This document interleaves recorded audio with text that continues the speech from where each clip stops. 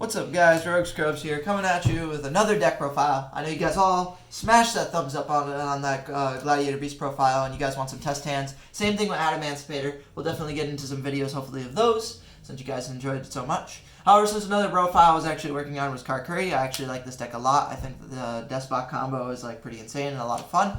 So I figured I'd share my insight on this deck because I also like this deck a lot too, and I already had it built and had actually initially planned to release this deck profile before the Gladiator Beast, but people had kept demanding Gladiator Beast, so it's up now.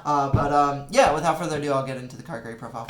So I play 224. Now, if you guys have seen videos, a lot of people don't play this one if you're just playing the Deskbot combo. But I'm playing a little bit more Karakuri spin on it, so like, I actually have more of the Karakuri main deck monsters and trying to get like, a little bit more advantage with the draw combo, adding draws into the combo instead of just making VFD Nad Beast. But I'll show you guys how to do that and etc. and that kind of stuff. But this card's amazing because it gives you an additional normal summon, and it's not an activated effect, so if you actually summon it off Needle Fiber, you can get the additional normal summon, I believe. Yeah, it's just a really great card and it helps make your Naturia Beast. And it's also a really good play starter to get into your Needle Fiber if you don't open Deskbot 3, as you can just normal summon another Karakuri. Next up, we play 3 of the level 1. This is a new frog. He's really good. Quick effect, he can banish himself in the graveyard to change battle position of Karakuri. This lets you get some draws off of some of your cards, and it just lets you do some banish and some neat things. And it's also the only level 1/1, so we have to play him because he's the tuner and he lets us ladder up. Next up, I play 2 of the Stratos. I don't play 3 because you actually don't want to like use your hard normal summon on this. You want to use your normal summon on either Deskbot 3 or your 224, and then additional normal summon this card as it's a combo extender. But otherwise, you just play 2 bodies because it also helps make the Naturia Beast with the knee size. 3 and a 2 make your 5. But yeah, it's also a really good game 2 actually too, as you can side Karakuri Clock or whatever it is, or Karakuri Cash Set I think. And that allows you to play around Dark Ruler no more. So he's a really decent card, and he just helps extend the combo further if you draw him. Next up, for the one-offs, I play 1 of the Saizan, 1 of the Barrel, and then 1 Hapia. So I'll explain the logic behind all of these. I know a lot of people will play 3 of this one because this one allows you to make the 9 with the Beret. But I play Birdo, so with the level 1, so I actually synchro up and ladder up a little bit easier and don't actually need this card all the time. Same for this card, you generally always need this card in your combo. However, people are like, oh, well, if you draw it, then it's a dead brick because you can't summon it out of hand. But you can actually, because I'm playing the more pure version, in which you can summon Nishi out of deck, and then use your additional normal summon to summon the Saizan out of your hand. So it's not really a huge deal if you do draw the Saizan, I can assure you. It just actually gives you a free body on board, and lets you actually further extend, because you're getting this extra monster onto the field for essentially nothing that would have already occurred in your combo anyway. And finally, I play Hapia. There's 2 other level 4s you can play. You can play Quick, and you can play the other one where it dies by battle. It's a Mystic Tomato. The problem with the Mystic Tomato is it summons an attack mode, so if like you suicide to try and get a card you want, that all Karakuris have the effect that you must attack if able. So it doesn't actually help you because there's not, like nothing to summon off of the Mystic Tomato that's big enough to like hit anything. Almost all of them have 2. 600 is the biggest other than him obviously, but if you didn't play him, you just need 1 level 4 non-tuner monster to summon in case you happen to have the extra extender to make the Borreload Savage Dragon play. Or further, you can also make Nad Beast with that play as well. But yeah, so it also doesn't come multi. Yeah. Oh yeah, that's true. And this is hollow, so that's why it's superior as well. It also outs border, I guess, too. But yeah, so that's it for the Karakuri engine. That's all you're gonna need. It's a really small and smooth engine. Next up, for the heart and soul of the deck, you play 3 Deskbot 3s and 2 Deskbot 1s. These guys lead into your combo. If you haven't already seen it, I'll show you later. But this card's a 1-card combo for VFD, Nad Beast, Auroradon, and you draw 2. I'll show you guys how to do that. It's just absolutely insane. Next up, I haven't seen a lot of people playing this card. I see some people take it like 1, but this card's amazing, Cock-a-doodle-doo. You want to play 3 of this because this deck is legit Needle Fiber Turbo. If you can hit Needle Fiber and get your Deskbot 1 out of deck, you're going to be able to end on a combo regardless of whether or not you open Deskbot 3. So this card's just a free extender with any normal summonable monster. Yeah, it's just really good. So I'd highly suggest playing 3 Cock-a-doodle-doos. Next up, 1 Jet Synchron. This is also technically a 1-card combo because 1.5 you have to discard a card. But you can normal summon and link it off for Almirage, which we play in the extra deck, and then send a monster from grave to hand, special summon to make your fiber. Just a really great card. I'd highly suggest playing it. It's also just another machine target you can summon in case you've already gotten both Deskbot 1s out of deck. Then I play 1 Coltwing. This is technically like the 1 brick of the deck that you don't want to draw. This is in case you didn't open Deskbot 3 and you don't have 2 Deskbot 1s. you can summon this card out of deck and it summons 2 more tokens and then gets back the 1 Deskbot 1 you've already used for synchro plays off of Rorodon, because Rorodon lets you tribute 2 monsters to special summon a Mecha Venom Beast from deck. But yeah, so it's just a really great card. I like this card. I don't play the O-Lion. This card's just better in this deck in my opinion, so you don't need both. Then, moving on to our hand traps. We play a lot of hand traps in this deck simply because of the fact that they are all tuners, and technically with Cock-a-doodle-doo and any hand trap, you still have like full combo. Also, since this deck draws so much, it's actually really good to have a lot of hand advantage and a lot of cards that do that kind of stuff. So I play 3 Ash, 2 Ogre, 2 Veiler, and 2 Nibiru.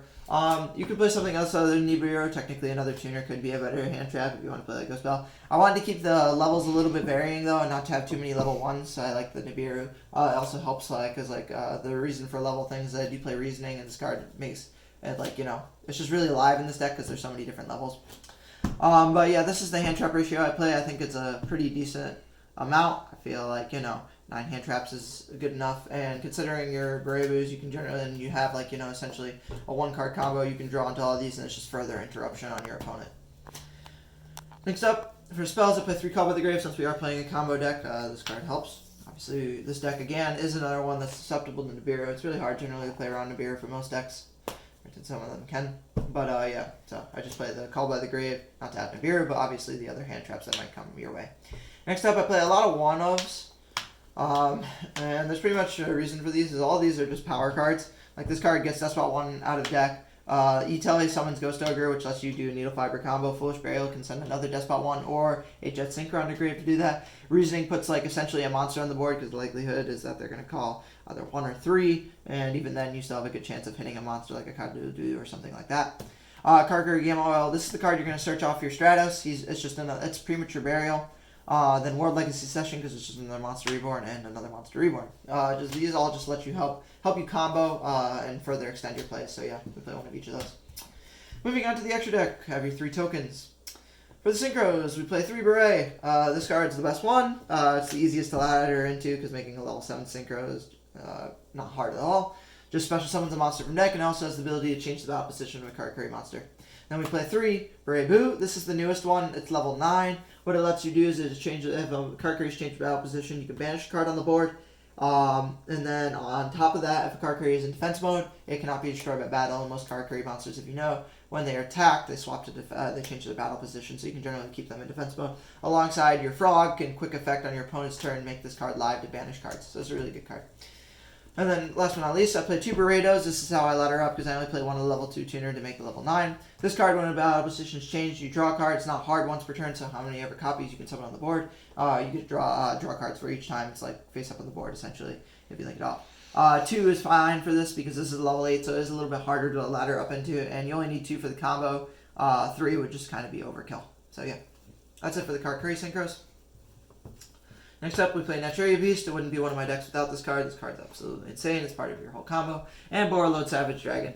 This card is the Omni Negation that can also happen with on top of the board if you do open the Stratos. But like I said, the Stratos is kind of like, the extra icing on the cake. If you open him to search the Premature Burial, it's not necessarily mandatory, but if you do have it, it's always nice to be able to play around Evenly Matched and some other things by being able to get to that Borreload Savage Dragon. For the Link monsters, I play 1 Almirage. This is how I link off the, Jet Synchron and some other things. I play the Almirage over the Link Kuribo, because you can play Link Kuribo's a lot of level 1s. But the idea of the Almirage is that I can link a Karakuri and then bring it back with like a Monster Reborn or one of the Premature Burials as a succession. So it's a little bit more versatile, as it's not restricted to level 1s, just 1,000 or less attack, which is most of the deck. Next up, 2 Needle Fiber, just in case the first one gets stopped. It's nice to have a second. If you want, you can technically play 2 Auroradon instead of 2 Needle Fiber. It's kind of up to you. I just chose this ratio. But yeah, both of them are super crucial. This is how you're going to do your whole combo. And yeah, that's part of the decks. And finally, King of All Calamities. This card's absolutely insane. It's just not a fair card. This card technically plays around Dark Ruler more because you get to play it first. But yeah, just absolutely nuts. Part of your combo. So yeah, so showing you guys the full combo. Oh, before you do that, if you guys want a budget replacement for Borreload Savage that isn't Crystal Wing because you want to spell or trap negate, use the Emancipator Dragite card, because since you play Needle Fiber, you'll have a water monster in your graveyard, so it just turns into a free spell or trap negate if you really just want to go that way. Yeah, that's always true too. That'll just give you another negate on top of your Naturia Beast board, which is Always, pretty good. Lots of negates, as many negates as you possibly can. Alrighty, so you're going to have 4 cards in hand. They're irrelevant. Like I said, this is a 1-card combo. Just Deskbot 3. You're going to normal summon Deskbot 3. Activate his effect. He goes ahead and summons your Deskbot 1. What you do from here is you link these two into the graveyard to go ahead and summon your copy of Needle Fiber. Needle Fiber's effect will activate. You can see from here, right, Charlie? Mm-hmm. Perfect. Then go ahead and grab your Deskbot 1. You're going to link both AccuVibrex and your Deskbot 1 into your Rorodon because they are machine. I don't know why this card was machine. It's absolutely insane. And you get your broken card. His effect is on summon. You can summon 3 tokens. Since more than 1 machine monster was summoned simultaneously, both your Deskbot 1s can trigger. This card is not a hard once per turn. And yeah, it's just a really great card. So yeah, so you get 2 level 1 tuners. These tokens are each level 3. So what you're going to do is you're going to synchro for 7 with these cards. And go ahead and summon your copy of Beret. Beret's effect is going to go ahead and summon from the deck, allowing you to go ahead and summon your Saizan. Now again, if you drew the Saizan, you can summon Nishi and then use the additional normal summon to summon Saizan. It won't change the combo. You're still going to get the same amount of value you got out of before. From here, you can synchro 7 with the Saizan and the second token to go ahead and summon another copy of your Beret. This effect of Beret will trigger. You can go ahead and summon your Frog. Now here's where the ladder up comes up. You're going to synchro 8 to go ahead and summon your Burrito's effect. Go ahead and summon another copy of Frog. Do the same thing over here to go ahead and summon a second copy of Burrito.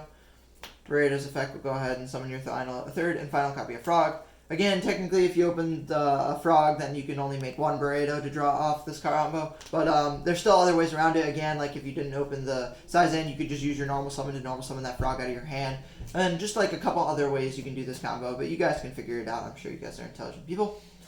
From here, you can go ahead and activate your Frog's effect in Grave, which banishes itself, to go ahead and change the battle position of a Karakuri. You can change the effect of change Burrito, and the Burrito's effects can both trigger to draw you 2 more cards. So now you should have 6 cards in hand in this whole board. From here, you're going to go ahead and synchro 9 to go ahead and summon Burebu. Burebu's effect will go ahead and summon from deck. You summon from deck, what you're going to go ahead and do is summon Nishi. Now, if you already had the Nishi, you technically have that extra body, and you could have drawn into your Stratos. If you didn't already use that extra normal summon, like I said, technically for this combo, you don't need the extra normal summon unless you drew the Saizan. But yeah, so that extra body would be there, but if not, you synchro it again. Go ahead and summon a second copy of your Burebu. Burebu's effect again will activate, and go ahead and summon Inashi. From here, you can synchro both of these guys, 3 and 2, to go ahead and summon your Natravius. Now you can summon Attack Boom because you don't give a shit about Lightning Storm. And from these 2 guys, what you're going to do is you're going to overlay and go ahead and summon your VFD. So this is a pretty decent board. On your opponent's standby phase, I generally just always call Dark. Your opponent can't play spells, and your opponent doesn't have monster effects. Furthermore, you have a lot of follow-up. You drew back to essentially having a +1 in hand, so you have 6 cards in hand. So you could have also hand traps to follow up this, and that's even greater, or called by the graves, things like that. Even evenly matched is not necessarily the end of the world. You're probably just going to keep the Nad Beast or the VFD, kind of up to you.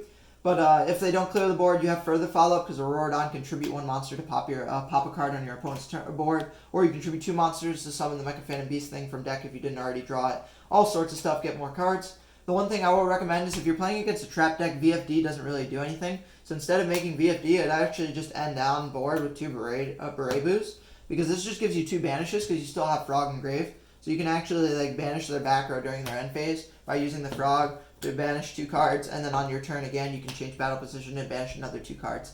So that's also another really great play to do. It's just kind of like you don't know what you're going to play against, so generally I normally do make the VFD first, because most decks aren't playing a crap ton of traps, but I know Eldritch is pretty popular right now, and some other stuff. So, but yeah, that's the combo, that's the profile. I hope you guys enjoyed. I'll definitely be getting some test hands to you guys of Gladiator Beast and Adamancipator soon enough. Thank you guys. Rogue Scrubs out.